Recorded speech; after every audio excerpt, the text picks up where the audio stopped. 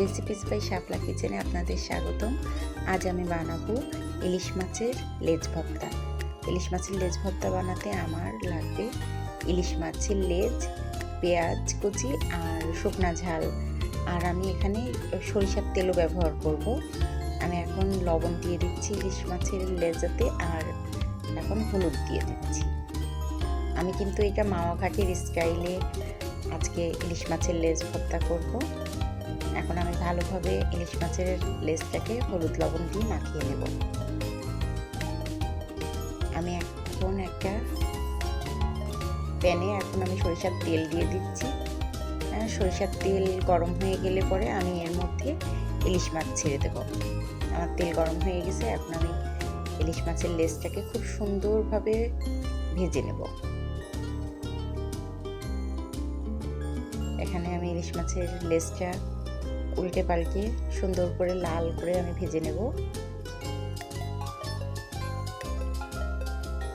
আমার ইলিশ মাছ ভাজা হয়ে গেছে। এখন আমি ইলিশ মাছের লেজটাকে চুলা থেকে তুলে নেব।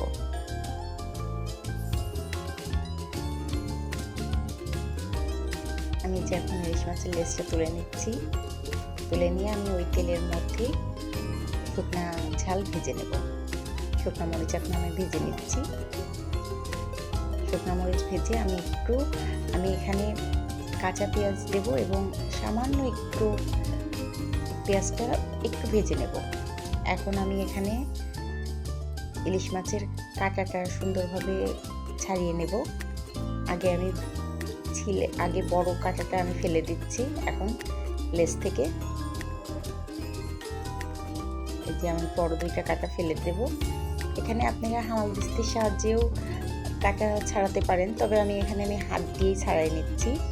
আপনারা এইভাবে ইলিশ মাছের কাঁটা সুন্দরভাবে সব বেছে নেবেন হাত দিয়ে বাছলে পরেই বেশি ভালো হয়। অনেকে আছে হামাল দিস্তায় বা শিলপাটাতেও সুন্দর করে বেছে নেয়। এখন আমার মাছ ভাজা হয়ে গেছে। এখন আমি পেঁয়াজ কুচি দিয়ে দেব, তার মধ্যে একটু লবণ আর শুকনা ঝাল ভেজে রেখেছিলাম দিয়ে দিচ্ছি। দিয়ে আমি সুন্দরভাবে চটকিয়ে মেখে নেব। এখানে কেউ ধনে পাতা ব্যবহার করে, কিন্তু আমি ধনিয়া পাতা ব্যবহার করিনি। ধনিয়া পাতা ব্যবহার করলে পরে মাছের যে গন্ধটা সেটা থাকে না, তখন ধনিয়া পাতার ফ্লেভার চলে আসে। আপনারা চাইলে ধনিয়া পাতাও দিতে পারেন।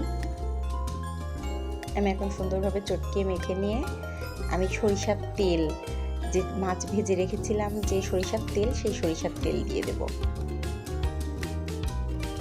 সরিষার তেল দিয়ে ভালোভাবে চটকিয়ে নিয়ে আমি এই পর্যায়ে যে পেঁয়াজ অল্প ভেজে রেখেছিলাম সেই ভাজা পেঁয়াজ কুচি আমি দিয়ে এখন সুন্দরভাবে আমি মাখিয়ে